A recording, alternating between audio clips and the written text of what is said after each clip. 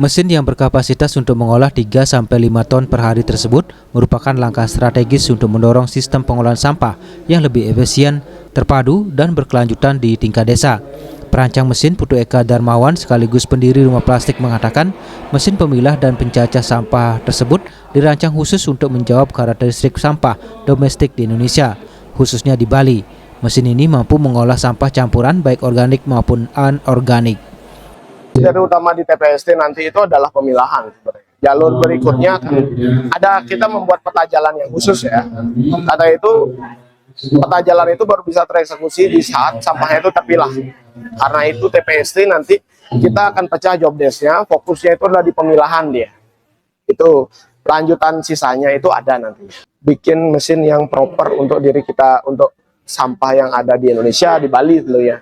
Itu berbeda-beda. Jenis sampahnya beda dah mesinnya gitu. Sementara Wakil Bupati Buleleng Gede Supriyatna menjelaskan program tersebut merupakan bagian dari komitmen pemerintah Kabupaten Buleleng dalam memperkuat pengelolaan sampah melalui TPS 3R. Selain penyediaan teknologi, pemerintah daerah juga menekankan pentingnya peran masyarakat dalam memilah sampah dari sumber. Paling tidak karena kapasitas daripada mesin ini hampir 3-5 ton per hari bisa menyangga 2 atau 3 desa di sekitar. Ya, dengan ini kan kita bisa menjadi lebih hemat dari sisi anggaran dan juga hemat dari sisi pembangunan TPST. Kedepan Pemkab Buleleng berencana menjadikan TPS 3R Desa Aturan sebagai model percontohan pengelolaan sampah berbasis desa.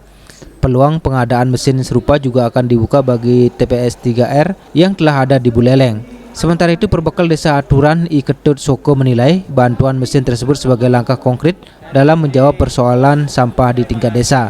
Ia menjelaskan pengelolaan sampah di Desa Aturan telah diatur melalui struktur organisasi yang melibatkan unsur desa adat yang terdiri atas 2 orang pengawas dan 1 ketua umum yang bekerja secara pengabdian tanpa gaji. Sementara kebutuhan operasional dan tenaga pemilah sampah didukung melalui anggaran dana desa. Selain itu, edukasi lapangan akan dilakukan secara bertahap dengan melibatkan desa adat dan BUMDes sebagai pengelola. Yasari Yuli, Bali TV.